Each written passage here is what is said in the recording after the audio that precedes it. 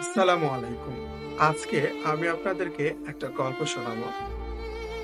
গল্পটা ছিল একটা ভাইয়ের। ভাই বাইরে থাকতো এবং মেয়েটি দেশে থাকতো।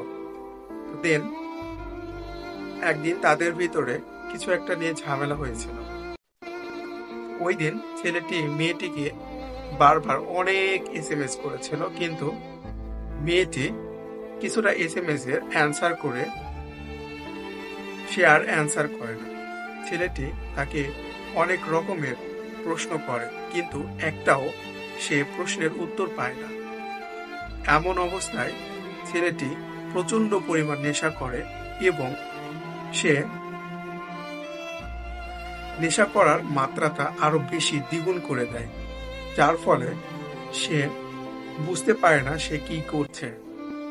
হঠাৎ করেই সে গলাতে দড়ি দিয়ে সেখানে মারা যায় এবং পরের দিন যখন মেয়েটি ফোনটি হাতে নেয় এবং দেখে যে ছেলেটি আমাকে অনেক রকমের এসএমএস করে, কিন্তু আমি তাকে একটারও অ্যান্সার করতে পারিনি, তখন সে এসএমএসটির উত্তর দিয়ে বলে যে আমি সেই দিন ঘুমিয়ে গিয়েছিলাম, যার কারণে আমি তোমাকে এসএমএস করতে পারিনি।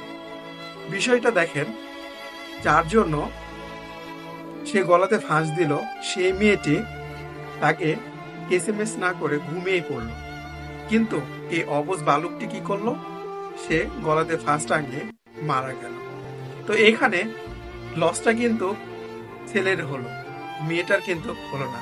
তো এই জন্য আমি বলি কি, যে তোমরা যে এত পরিমাণ ভালোবাসো না, সেই ভালোবাসাটুকু না সঠিক জায়গাতে বাসো, সঠিক মানুষকে বাছাই করে বাসো, তাহলে দেখবে তোমার ভালোবাসাটুকু সঠিক হবে। আমার ঘটনা থেকে আপনারা কি জানতে পারলেন এবং কি শিখতে পারলেন অবশ্যই আমাকে জানাবেন, এবং আমার এই কমেন্ট বক্সে আমি একটা হলেও আপনাদের কমেন্ট চাই। দেখা হচ্ছে নেক্সট কোনো ভিডিওতে আবার কোনো ইন্টারেস্টিং কারো একটি ঘটনা নিয়ে। আশা করছি সে পর্যন্ত আপনারা ভালো থাকবেন, সুস্থ থাকবেন।